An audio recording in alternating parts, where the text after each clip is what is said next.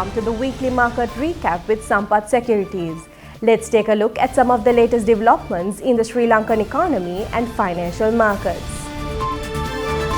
During the second half of the year, the CBSL purchased just over $1 billion while supplying a smaller amount to the market, resulting in net purchases of around $982 billion.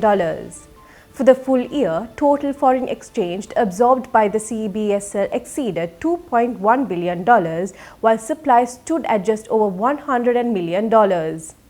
As a result, gross official reserves rose to $6.8 billion by the end of 2025. This figure includes the People's Bank of China swap facility equivalent to $1.4 billion and represents the highest level of reserves recorded in the post-crisis period.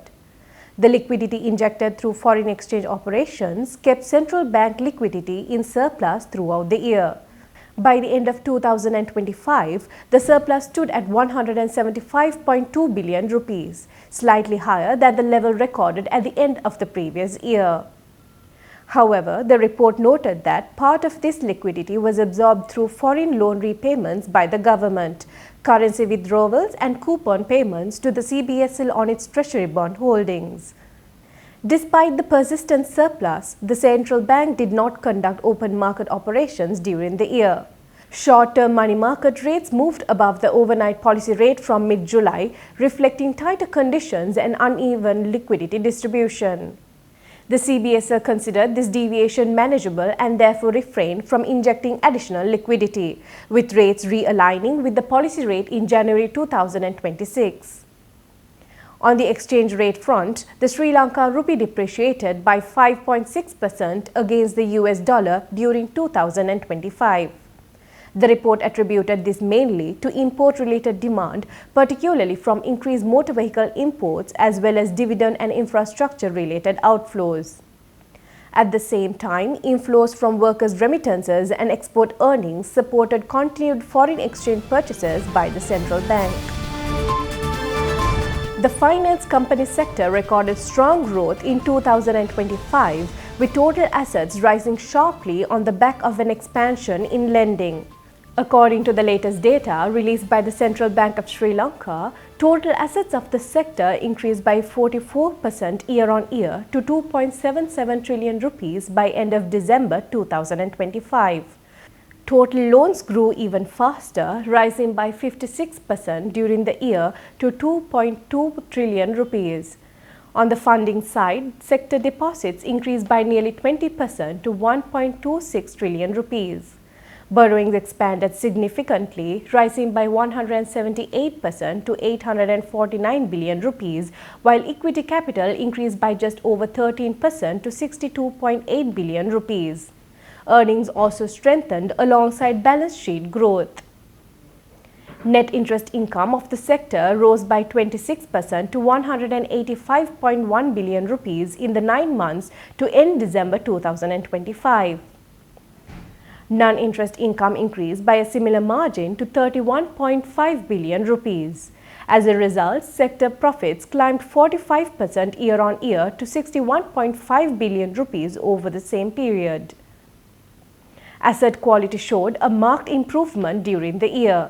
Gross non-performing loans declined to 6.1% of total loans by end December 2025, down from 11.5% a year earlier. Net non-performing loans also eased to 3.2% from 6.5%. Returns improved as well, with the annualized return on assets rising to 6.3%, while return on equity increased to 16.3%.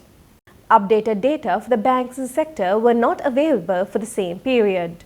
However, Central Bank of Sri Lanka data shows that the banking industry expanded its balance sheet in the 9 months to end September 2025, with total assets rising to 24.5 trillion rupees and profit after tax increasing to 279 billion rupees.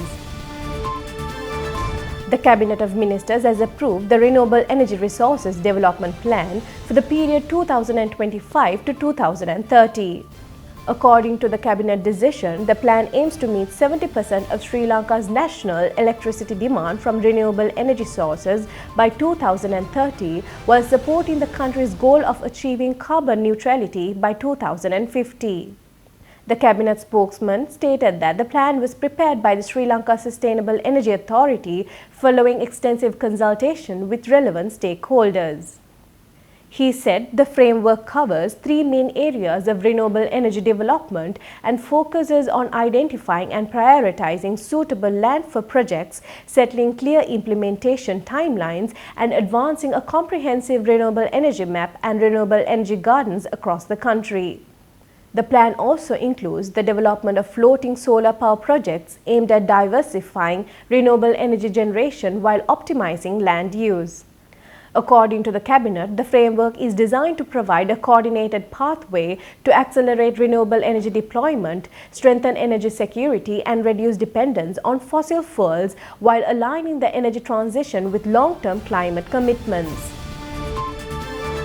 Sri Lanka has recorded its highest ever tourism arrivals for a single calendar month, marking a strong start to the year for the tourism sector. According to the data released by the Sri Lanka Tourism Development Authority, a total of 277,327 foreign visitors arrived in the country in January.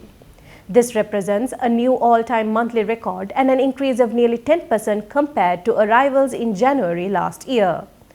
Daily arrivals also reached a historic high during the month.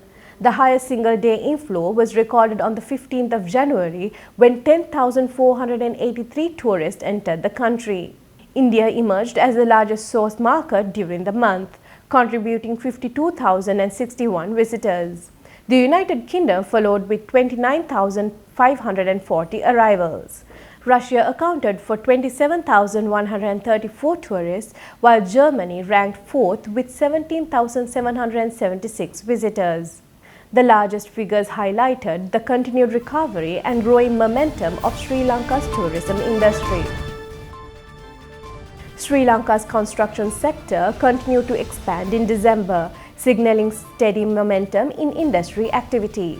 According to the Central Bank of Sri Lanka, the Purchasing Managers Index for construction rose to 67.1 in December, up from 66.2 in November. The central bank said most firms reported a clear increase in construction activity during the month, despite some early disruptions caused by adverse weather conditions. New orders also showed stronger growth. The new orders index climbed to 67.6, reflecting high demand driven by both government-funded infrastructure projects and new private sector developments. Employment conditions in the sector remain stable. The employment index eased to a neutral level of 50, indicating that workforce levels were largely unchanged during the month. Meanwhile, quantity of purchases index stayed in expansionary territory, although growth slowed slightly compared to November. Supplies delivery times continue to lengthen, pointing to ongoing supply-side delays within the sector. Looking ahead, the central bank said the outlook for construction activity over the next quarter remained positive.